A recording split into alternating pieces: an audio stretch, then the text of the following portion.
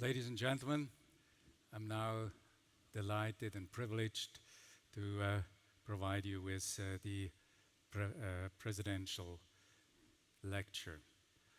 The topic I choose is shaping the future on a strong tradition based on our 75th birthday that you're all aware of. I would like to dwell on three topics: the legacy, the present, and the future. Let's start with the legacy, and I will go back to a true European tradition, that is humanism and enlightenment. Because that's when it all started, with René Descartes, who put doubt in the middle of his reasoning. This was the start for an unbiased reasoning, leading eventually to his saying, cogito ergo sum. He defined humans as thinking animals. But Francis Bacon really combined this with observation, which was the basis of what we call today science, natural science. And David Hume, another giant, said it is impossible to derive an ought from an is. And this, of course, is now exactly important when we derive guidelines from evidence. We need experts, we need judgment, we need even voting on what we do recommend. And then finally, in today's time, we should remember that there are basic ethical principles that are undisputable. And Kant stands for this very fact. This, of course, led to fantastic physicians. Vesalius, the founder of anatomy, who really went under the skin to discover the organs. And then, of course, Paracelsus, who said it's the dose that makes the difference. The first pharmacologist, if you wish. William Harvey, the Newton of cardiology. And then, of course, at the time in the 19th century where infection was the problem, Louis Pasteur and Robert Koch defined criteria on what we will accept as evidence, as truths, that we should remember in a time that this is at stake. Then it's the advent of cardiovascular medicine. Took a bit more time, and it started, of course, with the understanding of the circulation and the heart in De Motu Cordis, the famous book of William Harvey, but it didn't really lead to clear options in treating patients. But then the stethoscope was invented. We were listening to the heart and discovered that there are valvular problems, and this we have received from René Laennec. Then, of course, seeing the heart is the hidden organ. Without X-rays, we couldn't advance at all. And then we were sensing the heart with Wilhelm Einthoven that for the first time made the current that activates the heart visible. And then, of course, the first person that really measured something in the cardiovascular system was Scipio Rivarocci with blood pressure, and RR remains a coin until today. Then we started to interrogate the heart, and this gentleman, Werner Forssmann, was a surgeon, very bold, as is required in this field, and did it on himself, and survived the first catheterization of the heart against all odds. And then we learned how to stimulate the heart when it didn't pump fast enough, and this is the contribution of Åke Senning at Karolinska in the late 50s. Then we were, and as we just heard it, the balloon angioplasty, treating the heart, a seminal procedure invented by Andreas Grünzig that made cardiology from observing into a therapeutic specialty. And we heard, of course, our gold medalist allowed us to stabilize the heart when the artery, because of the force of the balloon, would occlude. And then, of course, also ablation of rhythm disorders became an issue. And here, another European, Michel Assaguer, introduced atrial ablation. We moved to the pulmonary valve replacement. This was the lowest hanging fruit that Philip Bonhoeffer did. And lastly, replacing the aortic valve by Michel-Alain Cribier. And I would like to remember you, these are all Europeans, so remember our strong tradition when we move forward. And so what actually was possible in the 50s when our pioneers that we saw in the initial movie were handling patients with acute myocardial infarction. This is a case report in the New England that I wrote with my friend Franz Messeli, Eisenhower's billion heart attack in 1956. And here you see, according to his diary, Snyder was his physician, gave Eisenhower amyl nitrate to sniff, sequentially injected papaverine and morphine. That was it. They had to bring an ECG from another hospital that showed an anterior acute ST segment myocardial infarction. And then, of course, they asked Dudley White, the Brownwald of the day, to run a press conference. And you can see Dr. Snyder here on his left was also an expert in prevention. But we moved forward, and this is, of course, the gentleman that made the historical change, Andreas Grünzig, 1983, explaining how angioplasty works. System as we did here, and shifting this guiding catheter first over the dilatation catheter in the LAD and then pushing with it all available power, because the point is you are sure you are not subintimal or damaging anything because you have catheterized the whole heart. So if you have resistance, it is just the stenosis. You can be sure about that. So you pretty bold, pretty physical, but it worked. And from the 1950s to modern ACS management, we developed the defibrillation by Professor Zoll in Harvard, then beta blockers, James Black, coronary angioplasty, Grünzig, stent, Buell and Sigwart, then primary PCI shown to be superior to thrombolysis, then radial approach to reduce bleeding, and now we're at 10% in the Sweetheart registry with frontiers such as acute cardiogenic shock and many other aspects that we have to focus on in the years to come. But also we made huge progress from tender loving care to treatment and cure in pharmacotherapy.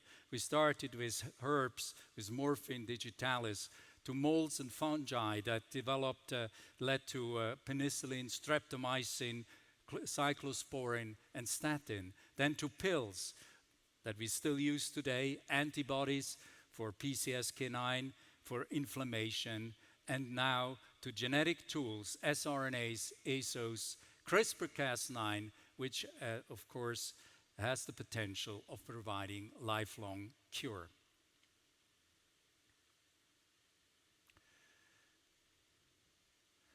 The other aspect was from guessing and opinions to scientific truths. Austin Bradford Hill did the first randomized trials in the 50s with streptomycin against sunlight as described in The Magic Mountain by Thomas Mann.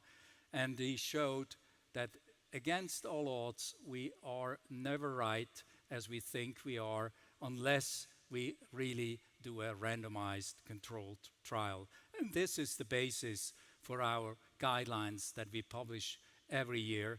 Again today, as we heard from Tom Gusick, a number of those as well.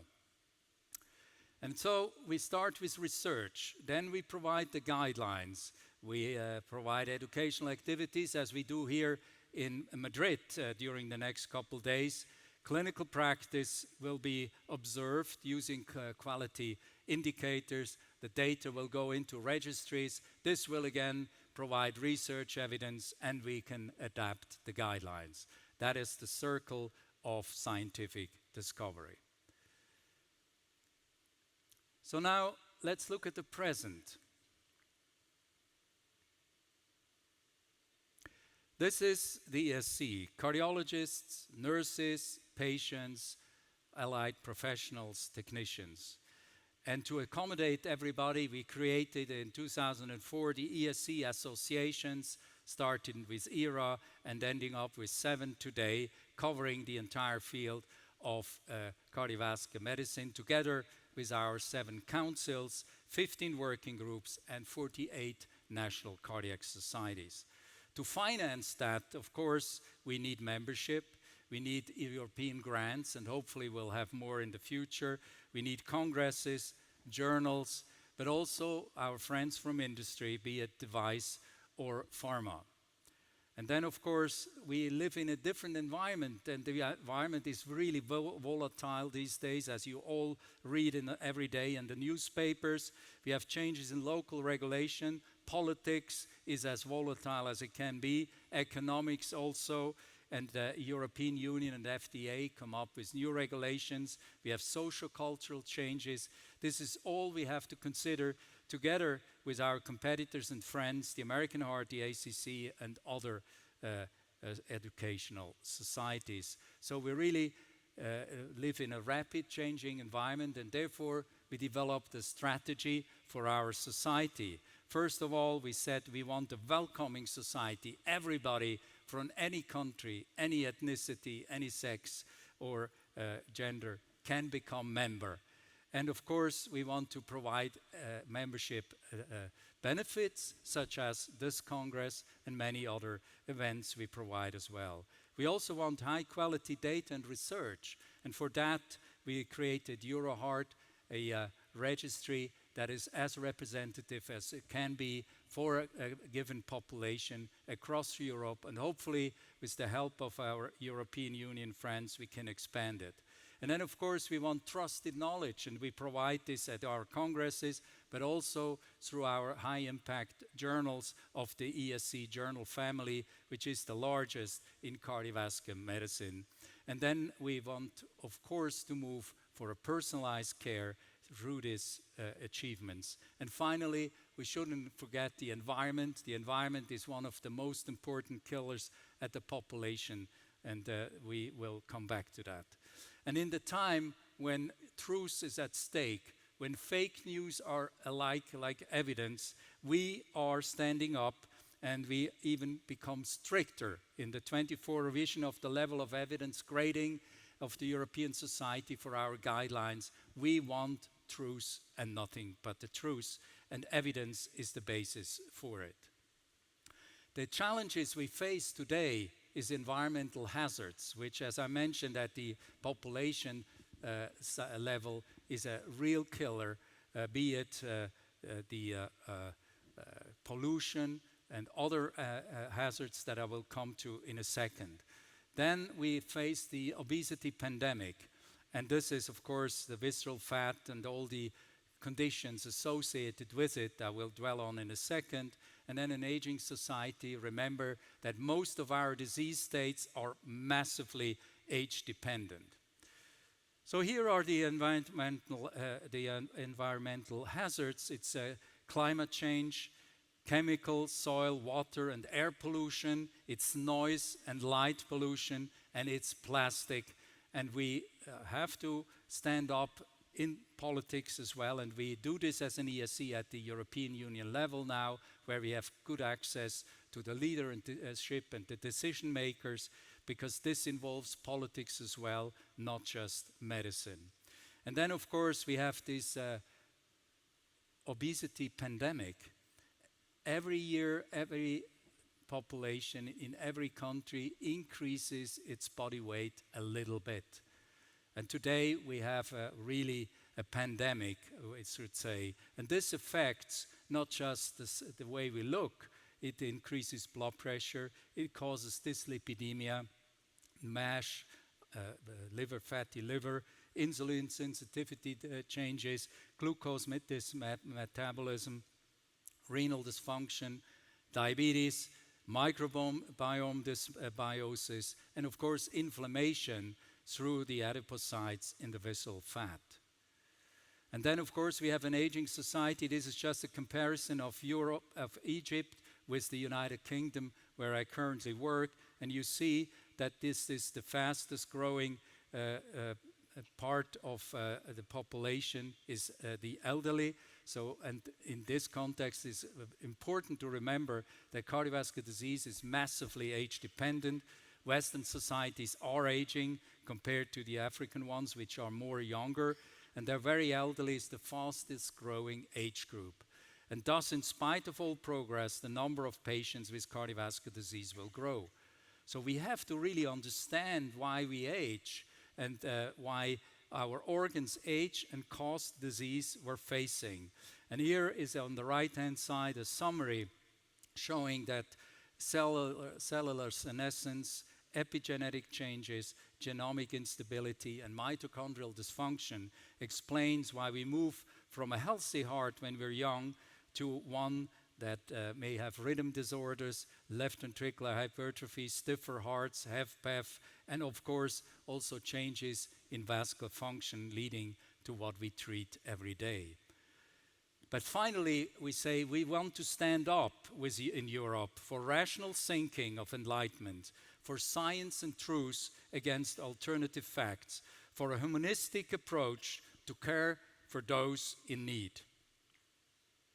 And to achieve this, we have now a major achievement experienced last year, thanks to Bela Merkeli, who got the President's Award, where we now, through the Hungarian government, had this decision by the Council of the European Union. These are all 27 commissioners of our ministers of health, together with the Commissioner of Health. Council calls for more robust efforts to prevent cardiovascular disease. It's mainly focusing on prevention, be it primordial, primary or secondary, on rehabilitation, on health checks, and of course, access to care.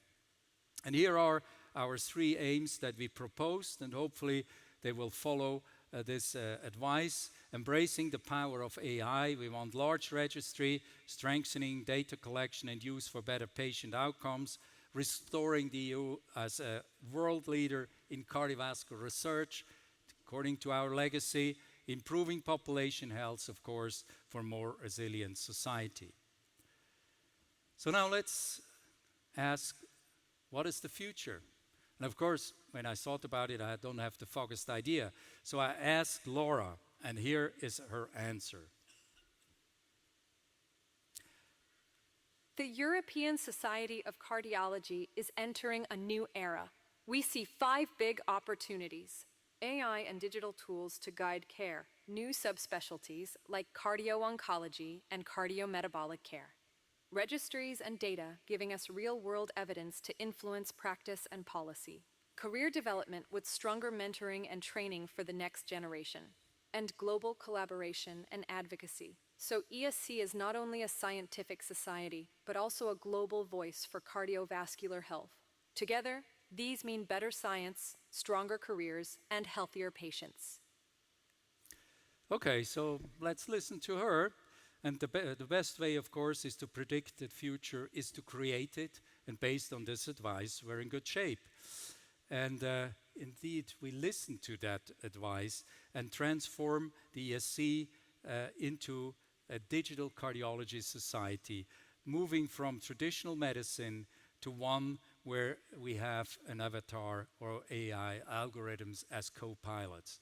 The first thing we did is an ESC chat that you can download here around the campus for your use, where we have all guidelines as a companion, and you don't have to read 160 pages to figure out what to do with your patients. You just ask a question and you get a response. And if you want to learn more about this new development that will transform cardiology, we organized the Digital and AI Summit in Berlin in November 2025. Now, how can we apply this to medicine and in particular cardiology? We have lots of data. We have genetic data, we have clinical data, biomarkers, ECG, imaging, you name it, and we put everything in a basket called computer, data entry, training, and a derivation cohort using a number of algorithms that are accessible or not. Most of them are, and we end up with a first algorithm. But that's not enough. This algorithm has to be confirmed, whether it travels across the channel, whether it crosses the borders of different countries in Europe, and that is the data verification cohort. We put it back into the black box, and we have eventually a well-confirmed algorithm. This is an example We also need actually randomized controlled trials to test algorithms like we test drugs and devices. And here is one. This is an AI-enabled ECG to alert intervention at the ER. So patients, or rather physicians, were randomized to an AI-enabled ECG or usual practice. And in the high-risk patients, this is what they found. There is a 30% reduction in mortality in a physician that uses AI-enabled ECG. So this is really progress. Now, how good are algorithms in diagnosing disease? This is the Gaussian distribution of doctors. On the left, these are a few that needs a repetition course. On the right, these are the very smartest, like our gold medalists. And if you're in a board exam and don't know what the hell to say, this is guessing. And this is GPT-4. So the precision of these algorithms is getting really impressively precise. But we have to make sure that they are working well and that they have a clear intended use, rigorous validation, adequate sample size in the 10 to 100,000s, openness of the data and software and the mathematical background, and reporting and reproducibility. We're discussing that at the EU level with the EMA, the European Medical Agency, and notified bodies, and eventually we will really have a co-pilot. We learned that from airline industry. 2 are better than 1. And with your algorithm, your avatar on your side, it makes you faster, more precise, and safer. Now the question is, what is left for us? And this is an article I wrote with my colleague Florian Wenzel, and you can see that physical force, once James Watt invented the steam engine, really became less and less important, and it was more important how smart you were. So intellectual work was the dominant force, but this will also a bit decline. But we will have more time, thanks to the algorithms, to talk to the patient, to show empathy, to ask the questions properly, so that when he leaves surgery, he knows what he has and what he should do. For imagers, this will make them much faster. They can really investigate much more patients in a shorter time period and improve service. And those that use their hand, they're still protected, and for them, AI will be also a friend. AI, in summary, therefore, will not replace clinicians who use AI. However, AI will replace clinicians who do not use AI. So in summary, therefore, in the future, we will have clinical data, we will have biomarker, we have imaging data, we have gadgets, devices, portable devices, we will have genetic information, and we will create a digital twin that will guide the physician much more precisely to reach the right decision. And of course, for that, we need large cohorts like EuroHeart and others to validate these algorithms. And this will eventually allow us to make the dream of personalized medicine true, that since Obama's announcement has been a dream, but now becomes reality and makes us faster, more consistent, more integrative, and more precise. So in summary, I went from legacy to, I went from legacy to the present to the future. And of course, the legacy is great, the present is good, but the future is bright. And after 75 years, the ESC is ready for it. And if you join us in this endeavor, we're even better, and we will make what we promise here tonight. I thank you for your attention.